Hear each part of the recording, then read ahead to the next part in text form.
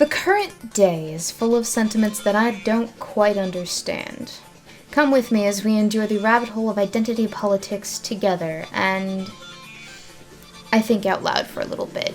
It's gonna get ranty up in here.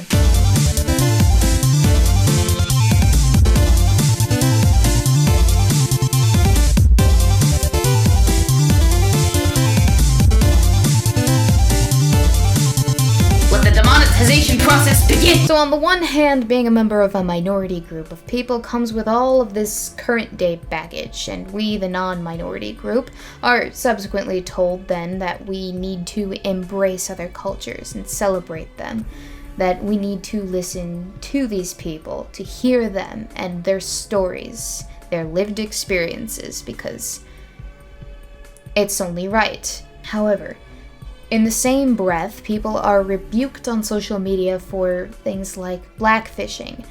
I can't use hair sticks or wear a kimono because I'm not Asian, and that would just be horrible. And come to think of it, people of the wrong ancestry can't even sell you a burrito without being problematic. And then we're told that if we want these people's intellectual labor, if we want their opinions, if we want them to explain our problematic behavior in such a way that we can at least comprehend what it is that they're trying to tell us, what it is that we don't understand, we should just shut up and do our own research then in that case, or pay them on PayPal. There's always that option. And those are dangerous words, because I did my own research, and I came to my own conclusions. And I don't think that they're going to like where my conclusions, my research have led me. Okay, Charlie, I'm gonna have to stop you right there. So that's what this is. My conclusions on the concept of identity politics. And I know this is something that's been played out multiple times over and over again, but I have new arguments to propose to you, ladies and gentlemen. So let's dive in. So I'm asking the question, what drives this concept of identity politics so vehemently in popular culture today? Because when people reference a minority, they don't actually mean, quote, people who aren't the majority necessarily. I mean, it's part and parcel with the implications. The fact that they aren't the majority means that they are a minority and hence inherently oppressed. But they don't mean that necessarily. If that were the case, I would be seeing a lot of redhead oppression talking points everywhere, because that is the truly oppressed minority. So it's not necessarily numbers. Not inherently. Because there are plenty of minorities all over the world, or at least there are minorities within the United States, that aren't capitulated to as much, I guess would be the word that I'm going for. So what is driving this narrative of identity politics? I would give an argument that one of those things that drives it is historical oppression, quote unquote, which I've been seeing a lot more of recently in days. But even that doesn't quite fit the plot I'm laying out, because they're very selective of what qualifies as historical oppression, and we'll get into that. Like, they put certain things on pedestals, whereas they leave other things in the dust or just completely ignore them altogether. But what does historical oppression even mean? Well, oppression itself is an act of or instance of oppressing or subjugating to cruel or unjust impositions or restraints upon another person. The historical indicator there would mean that it would be something that happened in the past. So the majority, as they've been described, has been guilty of atrocities in the past. So that's slavery, that's colonialism, that's pick your fancy. And it's undeniable. Yes, there are majorities that are guilty of oppressing other people in the past. And said majority has taken ownership of these instances again and again and again to a point where some members of this group have felt a level of guilt that has made them loathe themselves and, people who belong to said majority. But it's just not going to happen on a national level for somebody like me starting where I am, unless I was willing to change all my views and go on what CNN called an apology tour. Joe Biden went out and apologized for being male, over 50, white. It's forced them to separate from families and friends because opinions don't line up wholesale. And it's really done a number on these people, I'm not gonna lie. But let me tell you why this idea of pitting the historically oppressed against the historically privileged, I guess you would call them, since they are the antithesis, isn't a correct way to go about doing things on any level. So, while Europe was out colonizing the rest of the world, genociding and restricting the civil rights of people, I wonder what was happening back at home. Well, the European nobles, while they were out doing their, oppressive thing for the rest of the world, were at best completely ignoring the 90% of their own population that made up the Third Estate, and at worst, actively oppressing religious nonconformists. Because that was a thing that was going on at the time. People weren't falling in line. There was conflict all over Europe. All over Europe there was conflict. But I want you to think about something, people. Consider. It took until the Italian Renaissance for Europe to consider, or I guess perhaps rediscover, the notion that perhaps humanity wasn't this decrepit thing to be hated and shunned of because of our inherent sinfulness according to a certain scripture. The dignity of man is a philosophy that arose out of the Renaissance, and it glorified humans. For the first time in a while, people weren't feeling like crap about themselves. So, see Maria Andola's 1486 on the dignity of man. Quote, "What a great miracle is man," Asclepius confirms this opinion, and still as I reflected upon the basis assigned for these estimations, I was not fully persuaded by the diverse reasons advanced for the preeminence of human nature, that man is the intermediary between creatures, that he is the familiar of the gods above him as he is the lord of the beings beneath him, that by the acuteness of his senses, the inquiry of his reasons, and the light of his intelligence, he is the interpreter of nature, set midway between the timeless unchanging and the flux of time, the living union, as the Persians say, the very marriage hymn of the world, and by David's testimony, but little lower than the angels. Now that's basically a love letter to humanity, if I'm not mistaken. It's beautiful words, very, very sentimental, but it is a stark contrast to that which would have been a standard position of the arbiters of all things European for some several hundred years prior, or at least one arbiter of European civilization in particular, circa 1190, when Pope Innocent III wrote his letter on the misery of man. Quote, "Man was formed of dust, slime, and ashes, what is even more vile, of the filthiest seed. He was conceived from the itch of the flesh, and in the heat of passion, in the stench of lust, and worse yet, with the stain of sin. He was born to toil, dread, and trouble, and most wretched still, was born only to die." So not very happy, joy, privilege, and a basket of chocolate Easter eggs, I'd say. That seems kind of self-loathing. It's not a sentiment that I would necessarily agree with, but it does seem kind of similar to a lot of the rhetoric that I'm hearing nowadays. I mean, compare original sin to original privilege. Isn't it eerie? But this brings up a lot of other stuff, because we're talking about historical notions and principles and philosophies. So let's indulge ourselves a little bit. So let's peruse the concept of natural rights, that being the right of life, liberty, and property. Because while there is a basis for them grounded in classical philosophy, such concepts weren't truly realized as important as they are in, much the way that we know them to be today, until Thomas Hobbes, at least in 1615, when he wrote the Leviathan. In the Leviathan, Thomas Hobbes establishes that the state of nature, to him at least, is abhorrent, and thus must be tempered by both a social contract and ruled by an absolute sovereign, because the common man is incapable of tempering his own whims, I guess. But then we get to John Locke, born in 1632, and Sargahon's great founder of liberalism, who disagreed with Hobbes and insisted that the state of human nature was actually in fact characterized by reason and tolerance, which is a far cry from what it is that Thomas Hobbes had implicated in his 1615 Leviathan.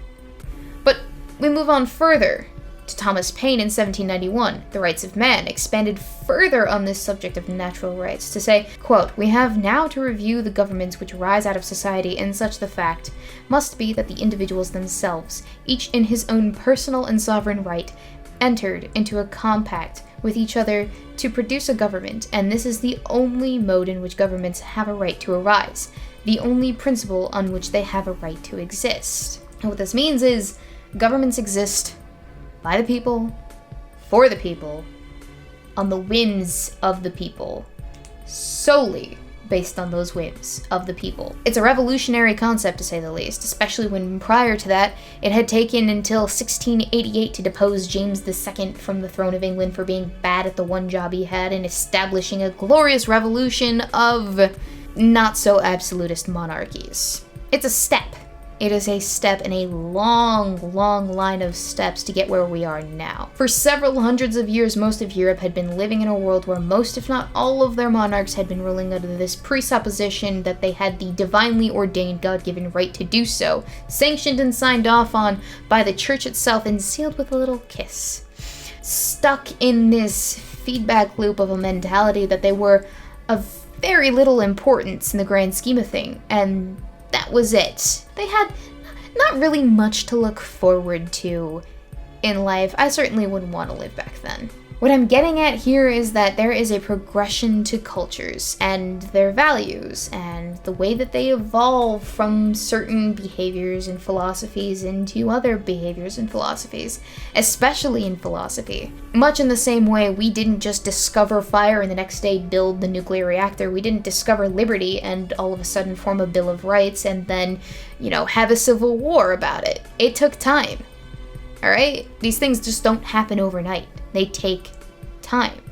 And so, for you to judge the world currently now based off of mistakes of the people of the past who had no notion of subjects that you're aware of currently, it's kind of unfair. Don't you think? The simple fact of the matter is that the world is too big and too old and too scary a place with a lot of people living in it. So long tangent aside, I think you can understand that the utter state of European history over the last 1,000 years, give or take, has been an utterly slow evolution to what we have now, and they're still not getting it right. By no means. I'm not saying that. We're not getting it right. There's hiccups. And I'm not just saying Europeans, I'm also including Americans in that, because we do make a lot of mistakes. I'm not done yet. I have a little bit more to say, actually. 2 pages worth. I wrote this all out because I really wanted to get all of my thoughts on paper. The implication here is that we have historically unoppressed Europeans in history to make light of on Twitter, don't we?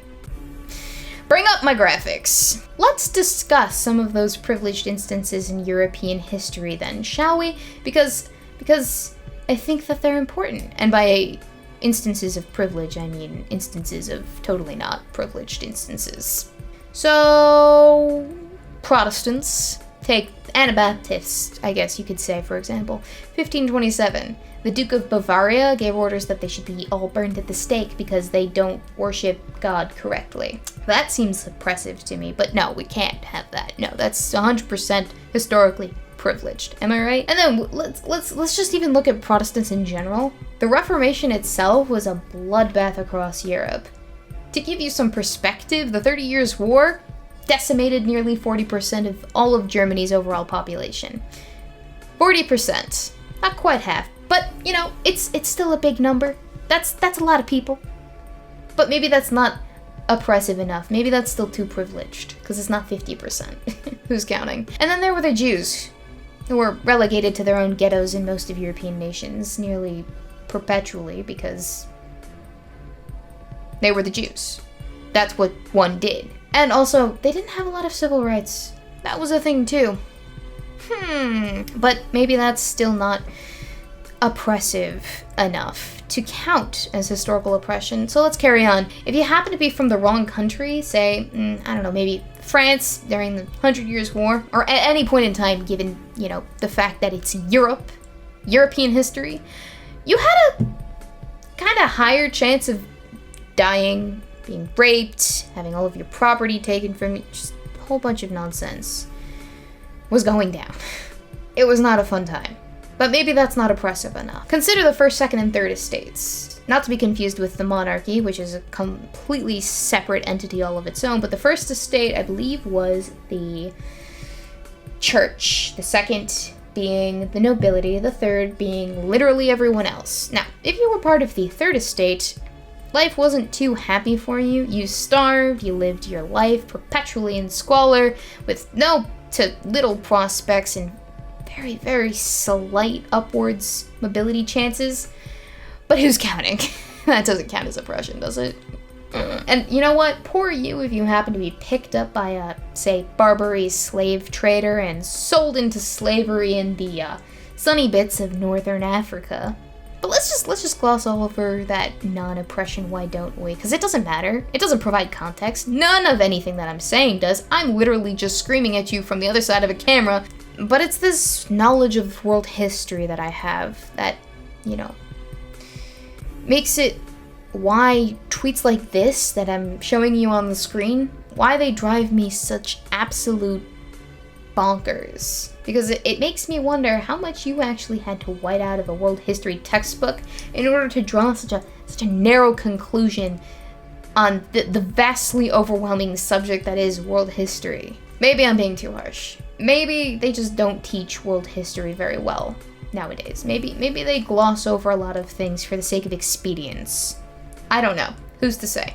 But give me an hour and I could probably come up with a lot more damning examples of historical oppression suffered by the people of European descent that just gets glossed over because in reality it's not that big a deal anymore. A lot of crappy things happen to a lot of people in history.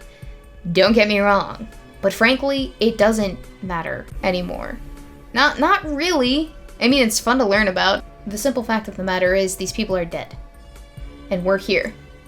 And we have modern plumbing, GMOs, and a Bill of Rights. And they had the plague, famine, religious intolerance, no indoor plumbing, philosophical ignorance about how life should be as opposed to how life could be. This notion of an absolutist monarchy that they just relegated themselves to with no question about it. And 100 other things that I'm not jealous of, frankly. All around, I'd say we're 100% better off, so quit complaining, you bunch of ninnies. I'm sure that there will be those who split hairs with me in the comments section of this video that insist that it quote, wasn't against an entire group. Yes, it was. Yes, it really was. It may not have been a racial group, but it was an entire group of people. The Third Estate was an entire group of people, and they were oppressed by an entirely different group of people, that being the First and Second Estates for hundreds of years. I'll be generous. Let's say that the 10% of the population that made up the upper, wealthier, and more educated classes are also responsible for all of the colonialism, slavery, and genocides that you can possibly think of to support your oppression narrative. But think about this, right? Because even though it doesn't matter, those people are all completely dead, and we've theoretically moved on from that way of life and thinking. If we were to make that case, that it did matter, then I would argue that you are blaming entirely the wrong groups of people. I mean, think about this. Who is it that makes the executive decisions during feudal, monarchical 1673 France to sail off to India to colonize it? I can assure you it's not the thousands of pig farmers named Andre all across the countryside of France. In any capacity. It's one king probably named Louis because there are like 16 of them sitting high and mighty on his throne in Versailles. I don't know if that's 100% historically accurate, but we're going with it. It's not a hard concept to wrap your head around, but apparently it is. So let me retraverse through the phenomena for you slowly and carefully. You, as a person living in current year, are not currently being oppressed by the single-digit percentage of Europeans in positions of authority throughout history that have ever lived that are currently dead in this moment. Okay? Get over it. It is literal history. You have bigger problems than carrying someone else's baggage for them. If you like what I'm doing here, feel free to check out the links in the description to my Amazon, Subscribestar, Patreon, PayPal, and the link to my Redbubble store where you can find unique exclusive Weebo merchandise. My P.O. box can also be found below if you'd like to send me stuff in the mail. Please consider leaving a like, a comment, sharing the video, and subscribing to the bell for more. If you want to see more of me in a different capacity, I have a second channel called Weebo Incognito dedicated to ripping apart all things entertainment. Links to all that jazz down in the description down below.